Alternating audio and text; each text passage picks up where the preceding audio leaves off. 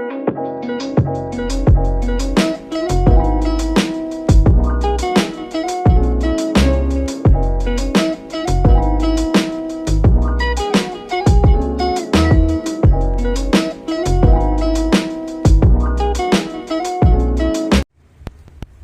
sekarang membahas tentang plumbing. Kemarin kita bahas plumbing air bersih untuk gedung. Sekarang saya langsung bahas instalasi air kotor atau air bekas, dan kemudian air kotoran, dan kemudian sistem air hujan. Ya. Nah, kita bahas hari ini adalah sistem air kotor atau air bekas dan sistem air kotoran. Apa yang dimaksud dengan air bekas? Yang dimaksud air bekas adalah bekas atau air kotor bekas dari cuci dari wastafel basin. Baik itu cuci sayur, cuci daging, ya cuci piring, ya ini. Jadi ini air bekas, buangannya ini disebut air bekas atau air kotor. Apalagi yang air bekas lagi atau air kotor, ini cuci tangan, wastafel ini. Cuci tangan, cuci muka, ya. Ini semua.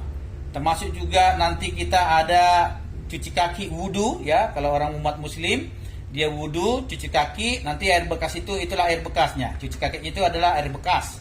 Kemudian ada orang mandi, ya, orang mandi, air bekasnya itu setelah mandi dia, air bekas itu semua disebut air bekas atau air kotor, ya, air kotor.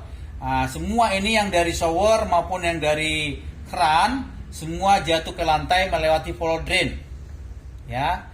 Jadi konsep dari air bekas atau air kotor yang turun dari shower akibat dari mandi ataupun cuci kaki, cuci tangan di sini di keran ini, semua melewati floor drain, semuanya turun, kita lihat turun ke STP. Ya, STP itu kepanjangannya Sewage Treatment Plant. Oke, dikelola lah tadi air bekas tadi, air kotor tadi melalui STP. Oke, setelah dikelola dari STP, ya, keluarannya harus memenuhi standar IPAL, izin pembuangan air limbah. Kalau sudah dari pemerintah mengizinkan standar pembuangan air itu, parameternya sudah standar pemerintah untuk layak dibuang ke gutter kota, maka orang-orang gedung sudah bisa membuang air bekas atau air kotornya ke gutter kota. Ya, seperti itu untuk air bekas, air kotor dari shower sama dari cuci kaki atau dari keran. Kalau yang dari basin, wastafel basin, ya, akibat cuci lemak atau cuci daging atau cuci sayur, semuanya ini melewati layar angsa namanya. Layar angsa ini tujuannya adalah kotorannya supaya terjebak di bawah. Ketika terjebak di bawah, tinggal yang naik adalah air itu mengalir lagi turun ke namanya sistem grass trap. Grass trap, trap itu artinya menjebak. Grass itu lemak, artinya menjebak lemak. Ya, itu artinya. Inilah contohnya grass trap. Sehingga setelah melewati tahap grass trap, air bekas tadi, air kotor tadi, dia turun kemana? Kembali lagi ke STP. Jadi baik itu air kotor dari wastafel basin, dari wastafel biasa, dari shower ataupun dari keran, semuanya masuk ke STP. Di STP dikelola supaya perizinannya ada, IPAL-nya, maka dia buang ke gutter kota. Itulah sistem air kotor dan air bekas. Ya. Kemudian saya akan menjelaskan sistem air kotoran. Apa itu air kotoran? Air kotoran itu berasal dari kloset, buang air besar, dan buang air kecil, urinoir. Jadi semua ini hasil dari urinoir, kita buang air kecil, kita buang air besar, semuanya langsung turun ke STP. Jadi semua di STP dikelola, baik air bekas maupun air kotor maupun air kotoran. Dikelola semua, diuraikan dengan sistem, nanti saya jelaskan. Sistem STP nanti saya jelaskan. Kalau sistem WTP saya sudah jelaskan di video yang sebelumnya, silakan tonton. Sistem WTP. Sistem WTP beda dengan sistem STP, ya. Kalau STP Sewage Treatment Plant, tapi kalau WTP, ya, saya sudah jelaskan, itu pengelolaan air bekas atau air kotor dikelola supaya bisa menjadi air bersih kembali, Sehingga air bersih itu bisa dipakai untuk flushing urinoir, bisa dipakai untuk flushing kloset, dan bisa dipakai untuk menyiram taman. Itu kalau sistem water treatment WWTP. Tapi kalau ini STP ini kelola untuk dibuang ke gutter kota. Ya. Jadi konsepnya berbeda. Nah, sekarang saya sudah jelaskan bahwa air kotor atau air bekas maupun air kotoran semuanya ya masuk ke sistem STP. Nanti untuk konsep STP di video berikutnya saya akan jelaskan. STP itu seperti apa sih? Apakah sama STP dengan WWTP? Nanti saya jelaskan semuanya dengan baik ya. Nah, tetapi hari ini kita hanya belajar urutan bagaimana sistem air kotor atau air bekas dan sistem air kotoran. Konsepnya seperti apa dari gedung. Dan kemudian yang saya bahas ini adalah konsep untuk lantai-lantai dari atas sampai lantai dasar. Ya, lantai dasar ini semua. Yang sistem urinoir ini atau sistem sanitari. Ya, sanitari ini semuanya. Ini yang saya baru jelaskan itu adalah konsep dari lantai atas sampai lantai dasar.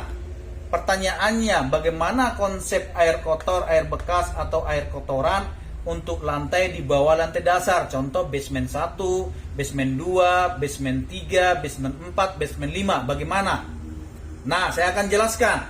Kalau air bekas yang dipakai untuk yang di basement 1, 2, 3, 4, 5, semuanya dia ada juga namanya tangki penampungan. Ya, sama konsepnya seperti orang buang air besar di basement 4. Orang buang air kecil di basement 3. Semua mereka dialirkan ke namanya ada tangki sewage. Tangki sewage ini ada di basement 5. Kalau dia penuh, kerjanya pompa sewage ini ketika level penuh maka dia aktif untuk mengisap air dari sini, kotoran dari sini, buang ke PAL. Berarti kembali lagi ke PAL. Ya, sehingga dikelola PAL lagi, ada izinnya buang ke gutter kota. Jadi itu konsep yang di bawah lantai dasar. Karena konsepnya dia turun ke bawah dan harus ditransfer ke atas melalui pompa, namanya pompa sewage. Ya, begitu juga untuk air bekas sama konsepnya. Ya, seperti konsep pompa sewage. Jadi kita para engineering harus mengetahui sistem air kotor dan sistem air bekas. Air bekas dan air kotor itu sama. Yang paling kita kenal dengan air kotoran itulah yang urinoir sama kloset, ya. Seperti itu. Dan jangan lupa di setiap instalasi ada namanya AAV. Ini AAV tujuannya adalah untuk jangan sampai ada udara terjebak di dalam instalasi. Jadi fungsi AAV ini adalah namanya adalah automatic air fan. Air ini udara, air fan, ventilasi, ventilasi, otomatis. Jadi nanti dia tekanan udara semakin tinggi, ini akan membuka nanti ini platingnya. Platingnya membuka, langsung dia akan membuang gas yang tekanan itu. Sehingga nanti kotoran pun bisa turun, air pun bisa turun ke STP. Nah, ini harus dipasang AEV ya di dalam instalasi. Nah, kita juga ada istilah clean out.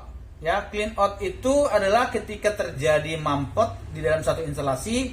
Clean out ini bisa kita nanti masuk dari sini untuk rajak atau mau kita bersihin kotorannya bisa. Ya, guna untuk maintenance clean out ini, clean out. Ya. Jadi di dalam plumbing terutama untuk membahas air bersih atau air kotor, air kotoran dan air kotoran, itu kita harus memahami sistem yang saya jelasin tadi semua. Sehingga kita akan mengerti kalau terjadi troubleshooting kita bisa memperbaikinya. Demikianlah saya akan sudah menjelaskan tentang instalasi air kotor atau air bekas dan menjelaskan sistem air kotoran. Ya, nanti kalau sistem STP nanti akan saya jelaskan di video berikutnya. Tapi kalau untuk sistem WWTP itu sudah ada saya jelaskan, tonton videonya. Karena WWTP gunanya adalah mengelola air bekas menjadi air bersih. Kalau STP mengelola air bekas maupun air kotoran ya supaya standar dari IPAL dari pemerintah supaya bisa dibuang ke gutter kota. Ya, bedanya di situ WCSTP dengan WWTP. Nah, sekarang di zaman sekarang sudah di wilayah-wilayah termasuk wilayah Tamrin Kuningan, Sudirman, semua sistem ini sudah ditiadakan STP. Sudah tidak ada lagi STP. Jadi semuanya langsung buang ke PAL. Jadi semua kotoran dari gedung, semua apapun itu yang air kotor, air bekas, air kotoran, semua langsung buang ke PAL. Tinggal kita kuantitinya atau jumlah banyak kita buang kotoran, air kotoran ke PAL, itu nanti kena cas tiap bulan. Ada biayanya. Jadi sekarang di kawasan Kuningan pun, di kawasan Sudirman, kawasan Tamrin, semua tidak ada lagi STP. Kalau gedung-gedung yang lama masih ada, tapi kalau dia gedung baru udah nggak pakai ini. Semua sudah ada saluran PAL-nya dari pemerintah, langsung dikonek ke sana. Dikonek langsung ke saluran PAL namanya. Ya, termasuk Jalan Rasuna Said, ya, daerah-daerah Rasuna Said sana, Jakarta Selatan, semua sudah pakai konsep tidak ada lagi STP. Paling-paling gedungnya memakai konsep WWTP karena memang digunakan untuk air bekas itu untuk menyiram taman, untuk flushing urinoir ataupun kloset. Ya, arahnya ke sana supaya menghemat air, ya. Nah, seperti itu. Jadi demikianlah saya jelaskan info-info yang baik buat teman-teman yang belum mengerti. Saya sebagai konsultan tetap memberikan yang terbaik. Artinya yang saya terima ketika saya konsultan 20 tahun, teman-teman bisa mengerti konsepnya konsultan ternyata seperti ini.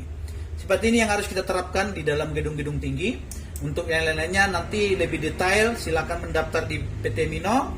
Saya akan melatih dengan pelan-pelan, kita akan berinteraksi bersama dan bertanya silakan, apapun saya akan jawab pelan-pelan, saya akan ajarin yang dari tidak tahu menjadi tahu, yang sudah tahu menjadi master. Ya, seperti itu. Terima kasih teman-teman. Salam sehat, sukses buat kita semua. By PT Mino Karya Sejati.